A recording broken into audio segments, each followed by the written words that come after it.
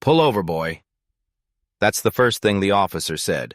Not sir, not license, not even good evening. Just boy. A word heavy enough to punch through a man's chest, especially a black father who's been fighting his whole life, not to be reduced to that single demeaning syllable. Marcus felt his daughter Zuri shift in the back seat. She knew that tone. She'd heard it before. The kind of tone that didn't check who you were, only what you looked like. The cruiser's lights flashed red and blue across his cracked windshield as the officer approached, hand already on his holster like he was expecting trouble. Marcus rolled the window down slowly, keeping both hands visible, every movement deliberate.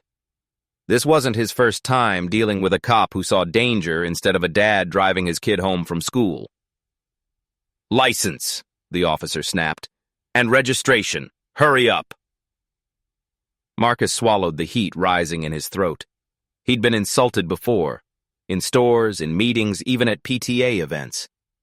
But something about this moment felt different. Maybe it was the trembling breath behind him as Zuri whispered, "Daddy, is everything okay?" He forced a smile. "Yeah, baby. We're good." But the officer wasn't done. "Where'd you steal this car?"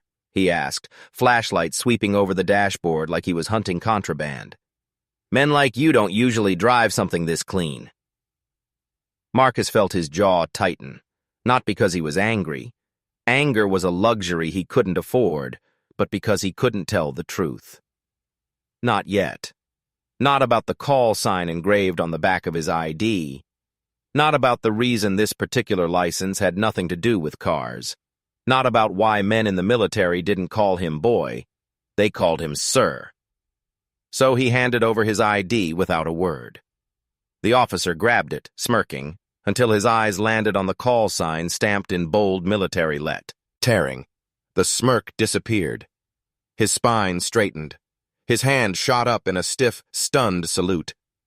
And Zuri, wide-eyed in the back seat, whispered, "Daddy, why is the police officer suddenly scared of you?" The officer's hand hovered in the air, stiff in a salute he clearly hadn't planned to give today. For a moment, everything froze. The wind, the lights, even Marcus's breathing. Zuri peeked over the seat, tiny fingers gripping the headrest as she tried to understand why the man who'd barked "boy" only seconds ago now looked like he was standing in front of a general. Marcus didn't move, didn't blink, didn't acknowledge the salute. He'd learned long ago that respect given out of fear wasn't respect. It was panic wearing a badge. "Sir, I didn't realize..." The officer's voice cracked. The confidence, the swagger, the casual cruelty, gone. Replaced by something Marcus had seen too many times on too many faces. The sudden realization that the man they'd misjudged outranked every assumption they'd made. "You saw exactly what you wanted to see," Marcus said quietly. "A threat, not a father." The officer swallowed hard. His flashlight lowered. His shoulders dropped. "Sir, your call sign... Dustwalker? You served overseas?" Zuri's eyes widened. "Daddy's a hero," she whispered proudly. Marcus didn't answer. He didn't need to. The call sign on that ID said everything. The missions no one talked about, the nights he didn't sleep, the weight he carried long after the uniform came off. The officer stepped back from the window like the car had turned into something sacred. "Sir, I apologize. You're free to go." But Marcus didn't drive off. He turned the engine off and let the silence sit between them like a mirror the officer couldn't escape. "Do you talk to every man like that?" Marcus asked. "Or just the ones who look like me?" The officer's face flushed, like he'd read. He didn't answer. "You owe her an apology," Marcus said, motioning to Zuri. The officer turned, stunned. Apology, but... to your daughter? You scared her. You insulted her father. You show her respect before you show it to me." Zuri sat straighter. Her father had never raised his voice, but the strength in it filled the entire road. The officer stepped toward the window, voice trembling. "Young lady, I am very sorry." Zuri blinked. "Okay," she said softly. Marcus finally started the car. But as they pulled away, Zuri whispered a question that cut deeper than anything the officer said. "Daddy, why do people only respect you when they're scared of who you used to be?" Marcus didn't answer her right away. The road stretched ahead, quiet and empty, but his mind was anything but. Zuri's question replayed in his head like a slow echo he couldn't escape. Why do people only respect you when they're scared of who you used to be? He tightened his grip on the steering wheel. He had spent years trying to build a world for her where she didn't need to understand that question, where she could just be a kid, laughing, learning, dreaming, without carrying the burden of the world's ugliness. But tonight proved something he hated to admit. He couldn't protect her from everything, especially not from the truth. "Daddy?" she whispered again, softer this time. Marcus forced a breath. "Baby, people fear what they don't understand, and sometimes they judge before they look." "Like that cop judged you?" she asked. "Yeah," he said, "like that." "But why? You didn't do anything wrong." Kids had a way of asking questions adults didn't know how to answer. Questions that cut straight through armor grown men spent decades building. Marcus pulled into a quiet neighborhood street and parked under a flickering streetlight. He turned toward her, his eyes gentle. "Zuri, when I was in the service I saw things, did things that changed me. My call sign, Dustwalker. It came from missions where I walked out when no one else could." Zuri listened, leaning forward, her little hands in her lap. "But I left that life," Marcus said, "for you. I wanted peace. I wanted to be your dad, not some ghost from a war nobody talks about." She nodded slowly.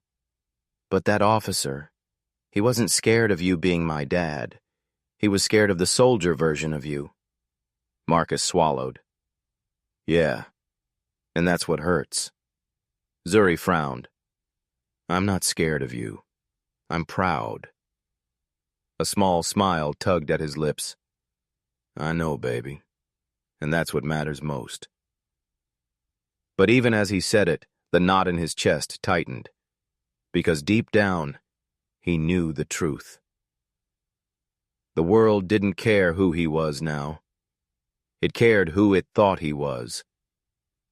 His phone buzzed. A text from an unknown number. "Dustwalker. We need you. Urgent." Marcus stared at it, his heartbeat thudding hard in his chest. He'd walked away from that life, but tonight was reminding him that some ghosts don't stay buried. And someone, somewhere, had just decided to dig his back up. Marcus stared at the text glowing on his phone screen, the words slicing through him sharper than any blade he'd ever carried. "Dustwalker. We need you. Urgent." For a long moment, he didn't breathe, didn't blink, didn't even move.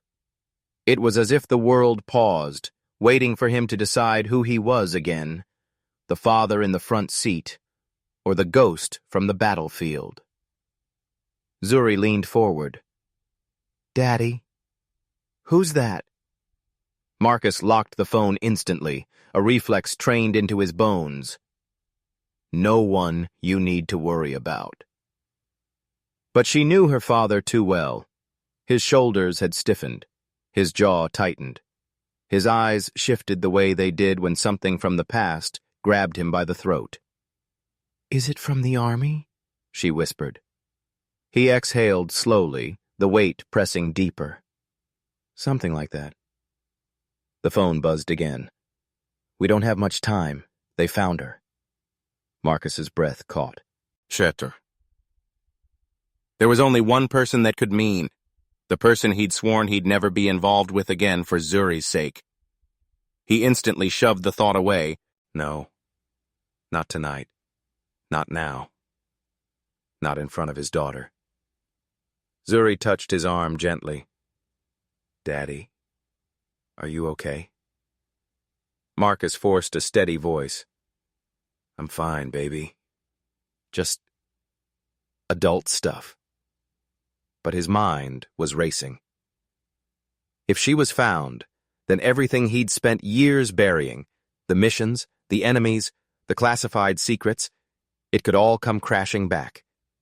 And if danger was coming, he had one priority only: keep Zuri safe. He started the car again and drove home, eyes scanning every mirror, every shadow. He wasn't paranoid, he was trained. And tonight, every instinct screamed the same warning. Someone was watching. When they pulled up to their small townhouse, Zuri hugged him tight. Will you tell me if something's wrong? He knelt to her level. I'll tell you what you need to know, and I'll always keep you safe. That's a promise. She smiled and went inside, but Marcus didn't follow. He stepped back to the driveway, the night colder now, heavier. His phone lit up for the third time. Unknown caller. Secure line requested. Marcus closed his eyes for a second. The life he'd tried to leave behind wasn't knocking. It was kicking the door down. Finally, he answered. Dustwalker, a low voice said.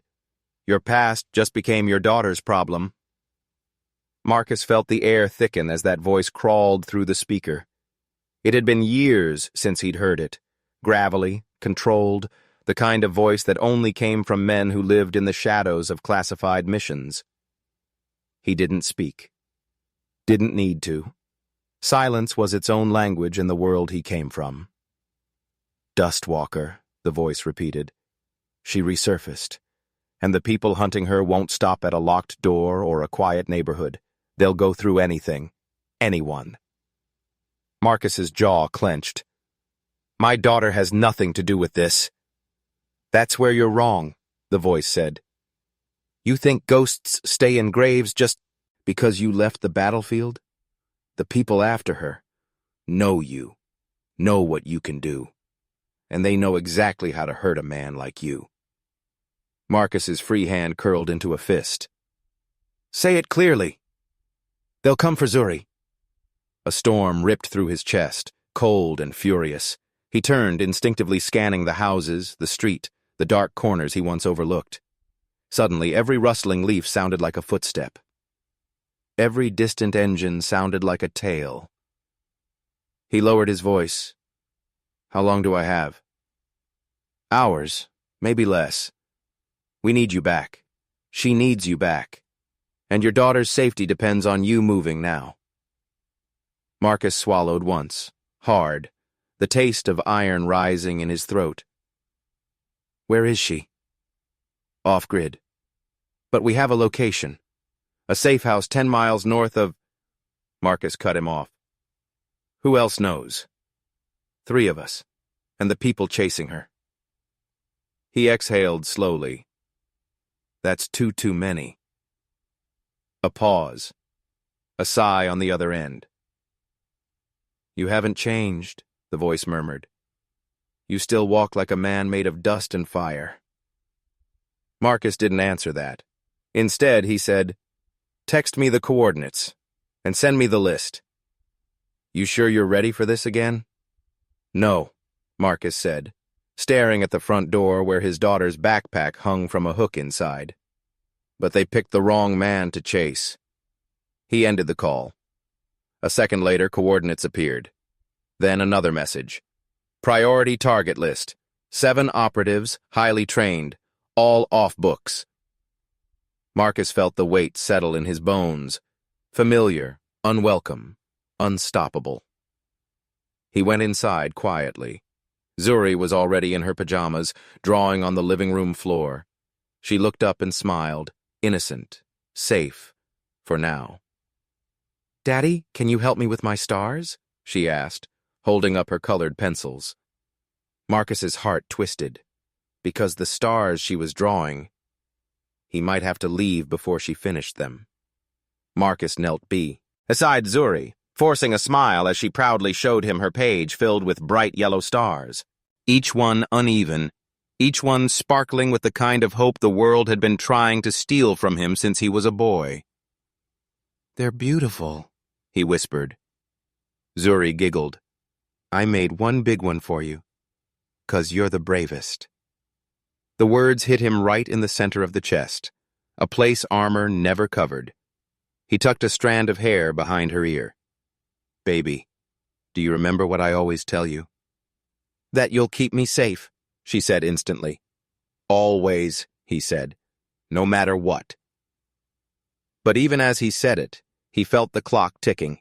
He rose, walked into the kitchen, and opened the high cabinet above the fridge.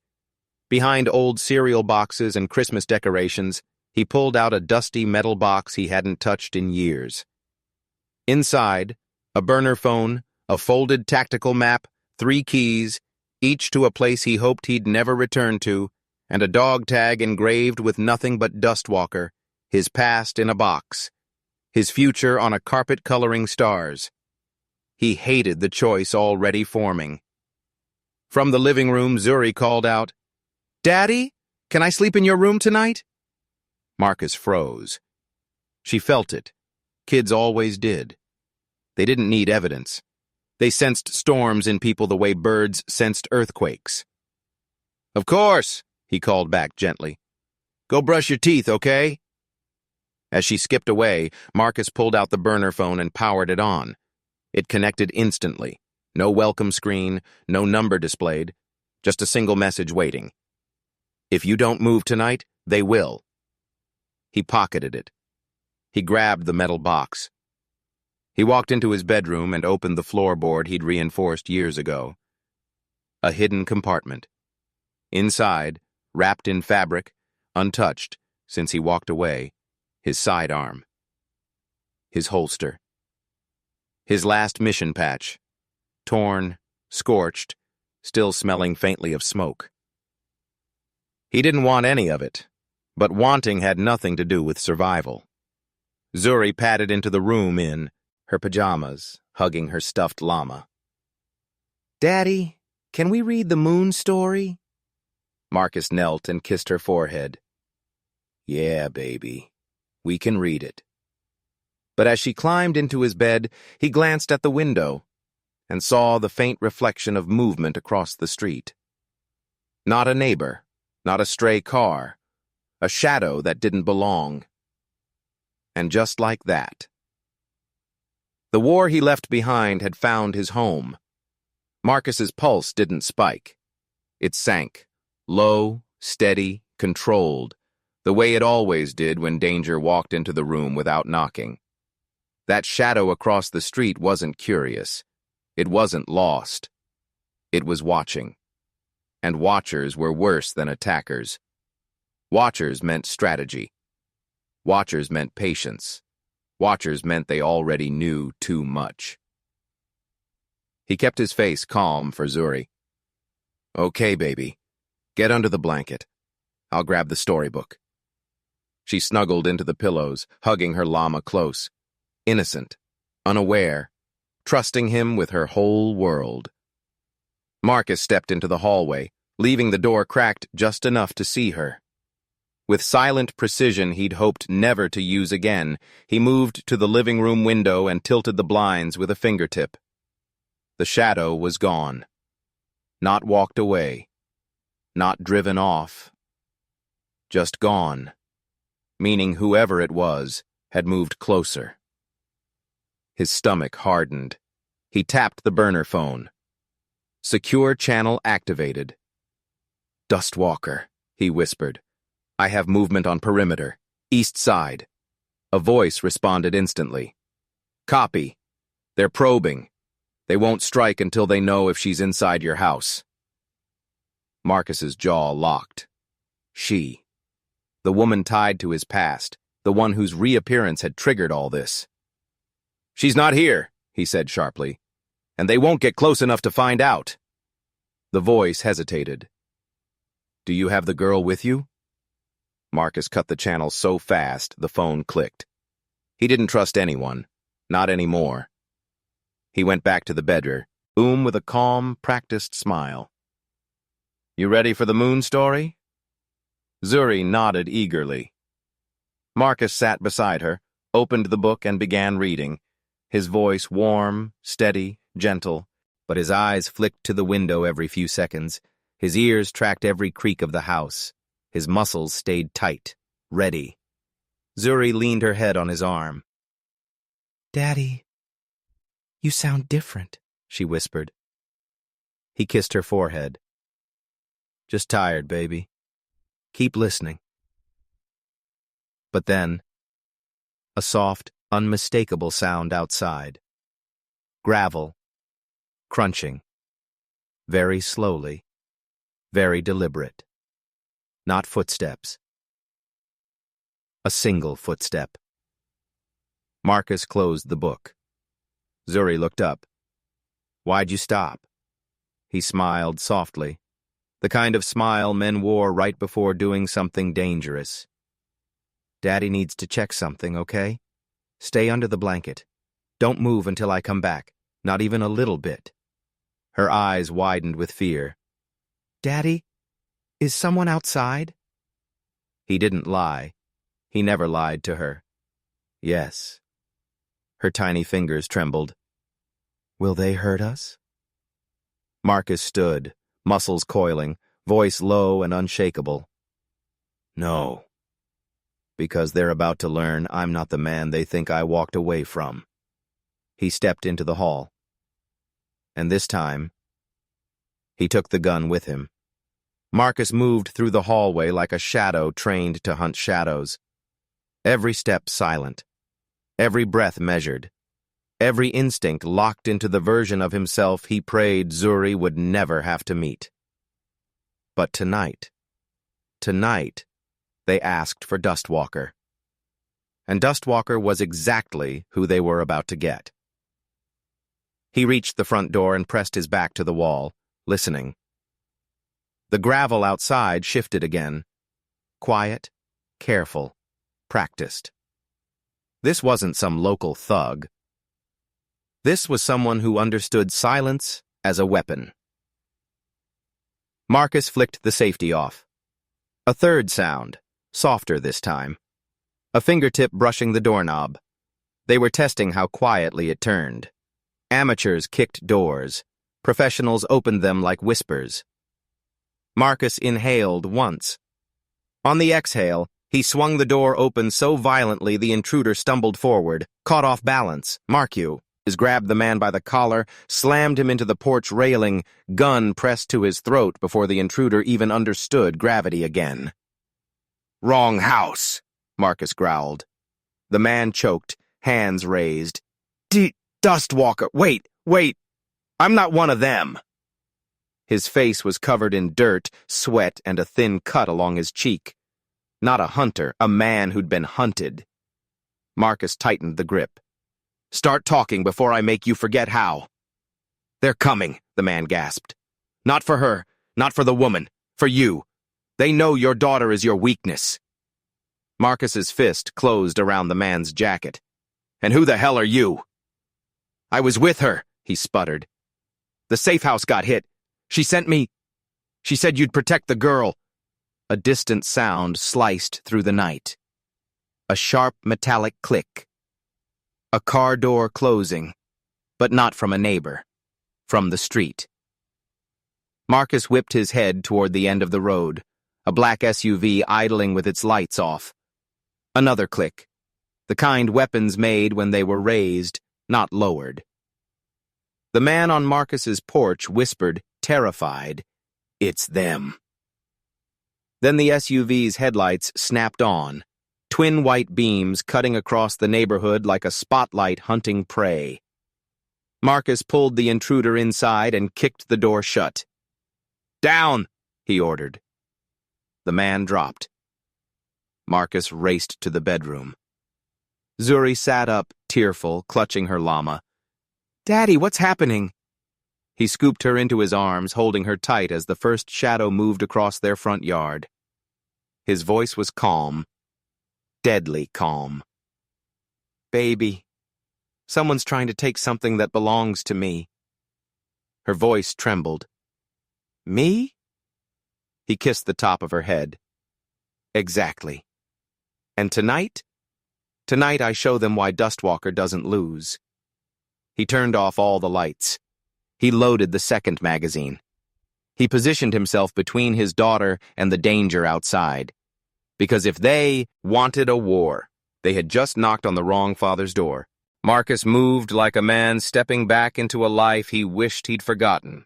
With Zuri hidden behind the bedroom dresser, the safest blind corner in the house, he whispered the same words he used to tell his squad before breaching doors in foreign deserts.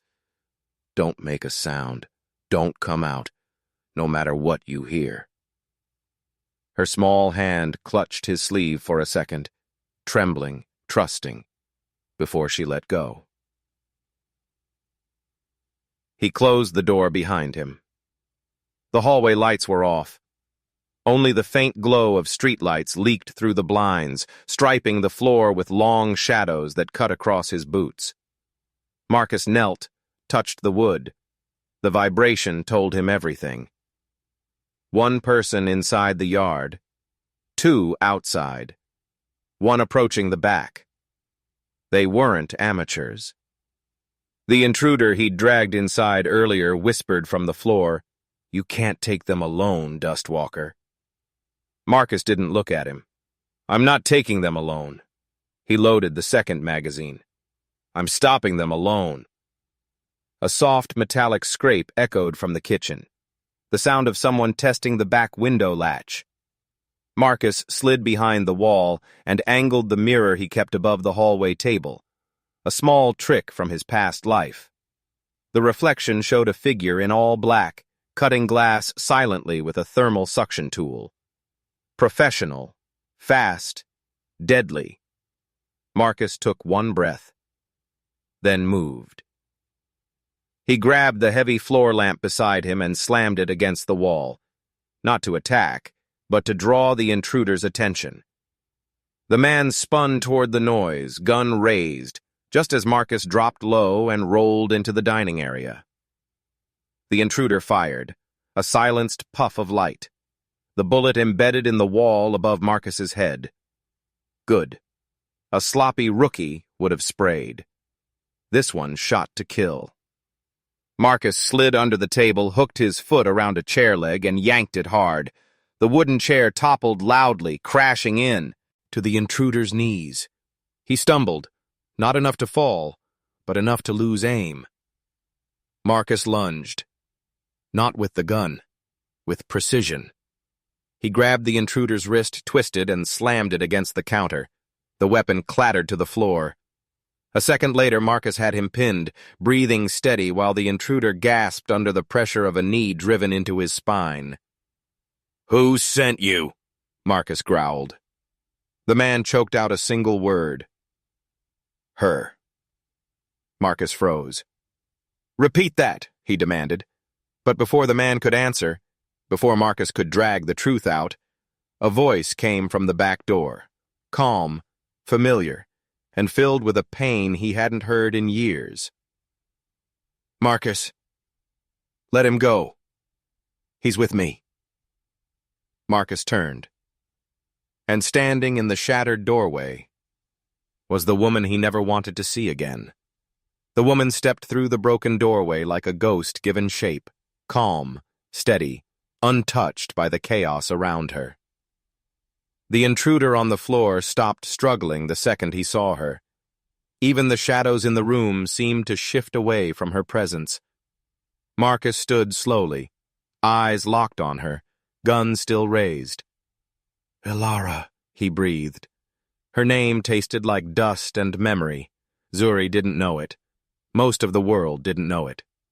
But Marcus, he knew it too well. Ilara Cruz, former intelligence operative. The medic who dragged Marcus out of a burning compound when everyone else thought he was dead. The only person who knew the real story behind the call sign Dustwalker, and the only person he swore he'd never let near his daughter.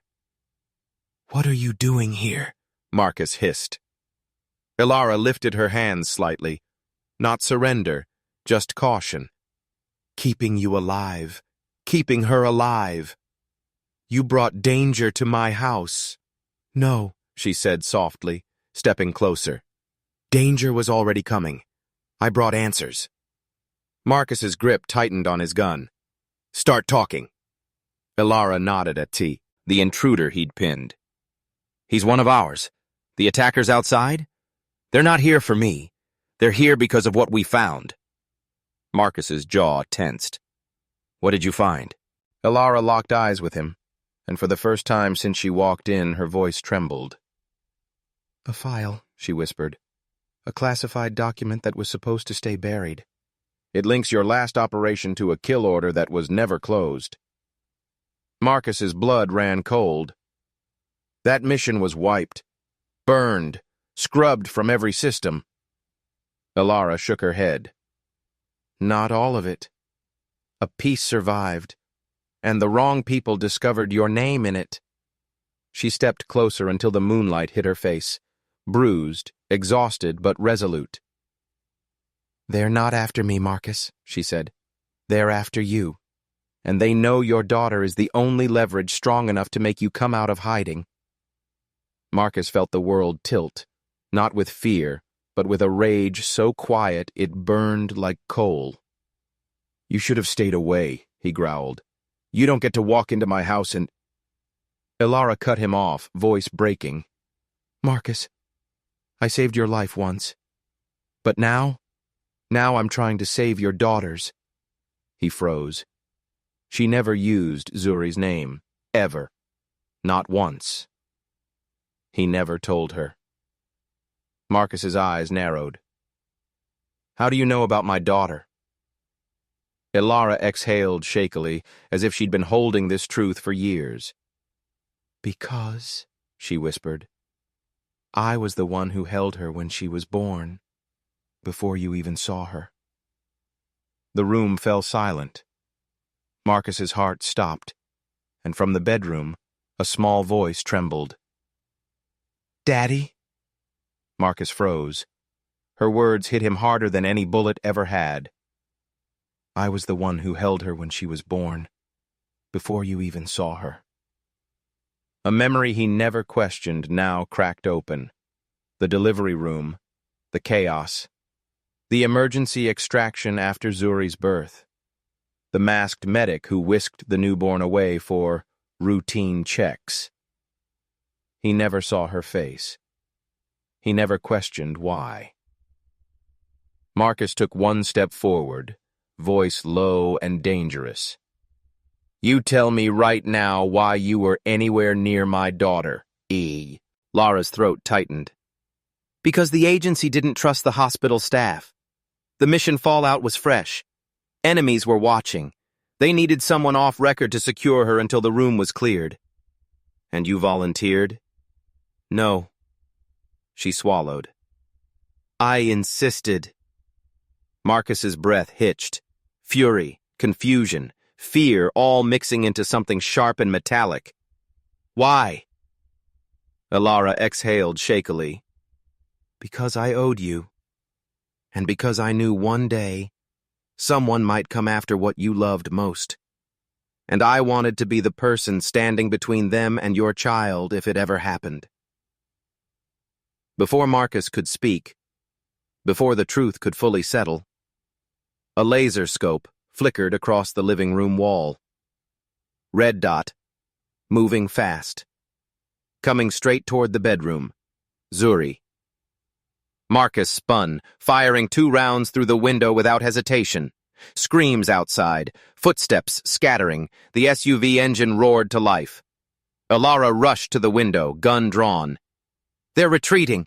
They didn't expect you to fight from inside." Marcus stormed into the bedroom. Zuri sat shaking on the floor, tears streaking across her cheeks. He dropped to his knees, pulling her into his arms. "I'm here," he whispered, voice cracking. I'm right here, baby. I've got you. Her tiny hands clung to him. Daddy, were they trying to take me? He hesitated. This was the moment, the emotional drop, the reveal, the fatherhood core.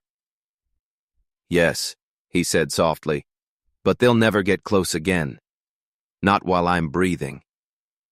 Zuri's voice shook. I don't want you to be Dustwalker. I just want you to be my dad.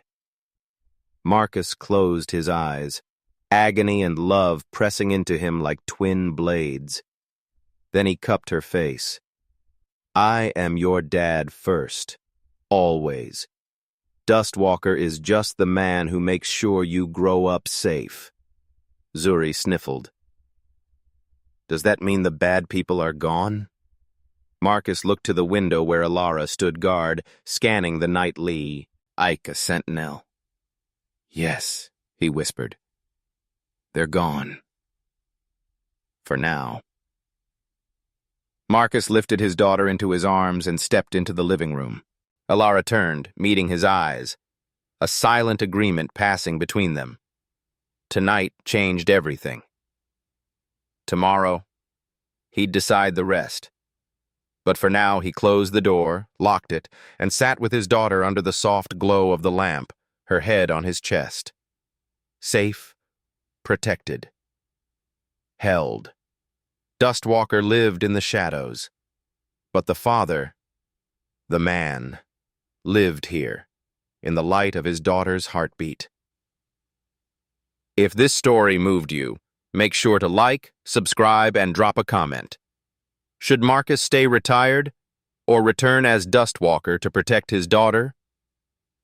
Your comments help decide what stories come next, and trust me, the next one will hit even deeper.